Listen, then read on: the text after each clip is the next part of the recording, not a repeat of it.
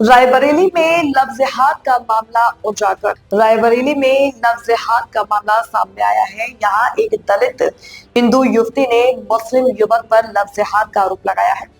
युवती का कहना है कि उसके गांव में डॉक्टरी करने वाले युवक ने उसके साथ 2 साल तक शादी का झांसा देकर बलात्कार किया। जिद करने पर गौमांस खाने और धर्म परिवर्तित करने की मांग रखी। युवती का कहना है कि उसने गौमांस भी खा लिया, लेकिन फिर भी मुस्लिम युवक ने उसे शादी नहीं की। मामला सलोन कोतवाली क्षेत्र का है। यहाँ के एक गांव की रहने वाली पीड़िता का आरोप है कि रसूलपुर गांव के रहने वाले मुकीम नामक युवक उसके साथ 2 वर्षों से शारीरिक संबंध बनाता रहा। इस बीच शादी का झांसा देकर बहकाया करता था। हालांकि युवती को जब शक हुआ तो वे मुकीम के घर पहुंच गई। युवती का आरोप है कि शादी करने की जिद पर मुकीम के परिवारजनों ने शादी के लिए गौमांस खाने की शर्त रख दी। आरोप है कि उसके बाद भी मुस्लिम युवक ने शादी नहीं की। बाद में परिजनों ने पूरे मामले से पुलिस को अवगत करवाया। पुलिस ने मुकदमा दर्ज कर मुकीम को गिरफ्तार करते हुए आगे की कार्रवाई शुरू कर दी है। कल आपने थाने में एप्लीकेशन दिया था, क्या मामला था?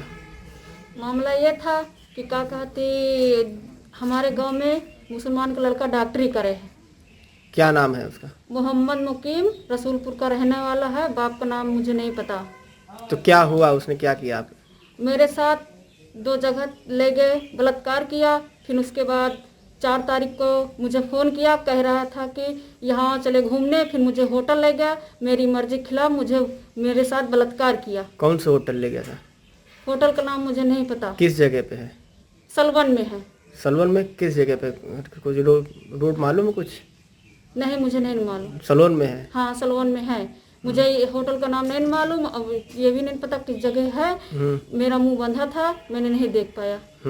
और उसके बाद फिर हमने उससे बहुत मना किया। और 4 महीना का बच्चा था, वो भी गिरवा दिया, दवा खिलाया, गिरवाया, सफाई भी कराया। फिर 3 महीना का था, फिर उसने सफाई करा दी और कह रहे शादी का झांसा दे के मुझे रख रहा। जब मैंने मुझे घर गए तो उसकी बीवी भी मिली। कह रहा था कि हम कह रहे थे कि क्या कहती अभी शादी नहीं करूँगी, मुझे समय दो, समय के साथ फिर क्या कहती करूँगी, तुमको ले जाएंगे। तो मैंने उससे कहा था तो कह रहा था कि ज़्यादा करोगे बुला के तुमको भी मार डालेंगे और तुम्हारे माँ बाप को मार डालेंगे भी। कितने दिन से संबंध था? 2 साल से। 2 साल से? हाँ। उसने 2 साल से कितनी बार परेशान किया आपको? कहाँ कहाँ ले गया? 5-6 बार ऊंचा हाल ले गया, फिर एक बार सलवन लाया। बुधवार 4 तारीख। आपकी 4 तारीख को हाँ, सलोन लेके आता? हाँ। उसके बाद और कहीं कोई बात? नहीं, कहीं कोई बात नहीं। हमको घर ले गया, रात में 11 बजे घर छोड़ने आया। हम मरने जा रहे थे तो हमारी मेरे बाप ने कहा, बाहर थे मेरे बाप दिल्ली में। जब हमने फ़ोन करके मेरी माँ ने बताया पापा से, पापा कहीं मरो ना, हम इसको कार्रवाई करेंगे, एप्लीकेशन डालेंगे। शादी के लिए कहा था उसने? ना, हाँ, शादी के लिए कहा था तो कह रहा था मेरी बीवी नहीं है, केस चल रहा है, जब केस खत्म हो जाएगा तो क्या कहते ले जाएंगे।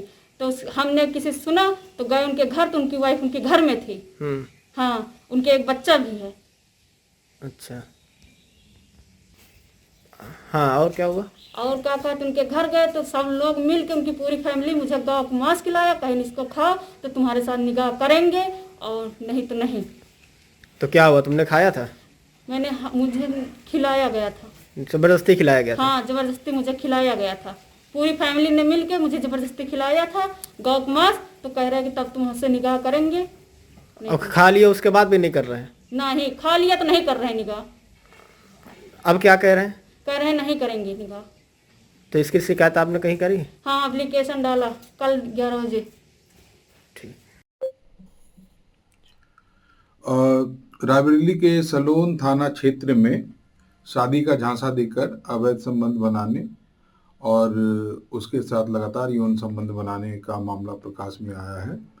और पीड़िता का यह भी कहना है कि उन्होंने उसके धर्म को भी परिवर्तन करने का प्रयास किया। इस संबंध को गंभीरता से लेकर के प्रकरण को सलोन थाना की पुलिस ने तत्काल अभियोग पंजीकृत किया 29/26 अंतर्गत धारा 69, 89, 352, 351, 3/5 जो उत्तर प्रदेश विधि विरुद्ध धर्म संपरिवर्तन प्रतिषेध अधिनियम 21 और SC/ST एक्ट के अंतर्गत ये अभियोग पंजीकृत कर लिया गया है।